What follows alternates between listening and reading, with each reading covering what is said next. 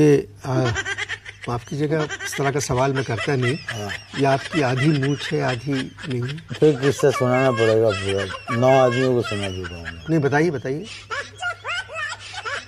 मैं और मेरे मामू शेव कर रहे थे बाथरूम में, ठीक है?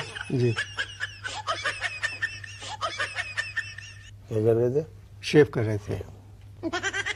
लाइट चली गई। मामू अपनी मूछ काटना चाह रहे थे, गलती से उन्होंने मेरी मूछ उड़ा दी अंधेरे में। अंधेरे में। न इस मुल्क में पेट्रोल निकल रहा है, ना कोई लीडर निकल रहा है, ना नलकों से पानी निकल रहा है। अल्लाह माफ करे।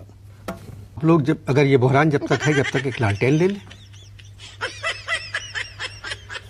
अच्छा, लालटेन ले लें। जी।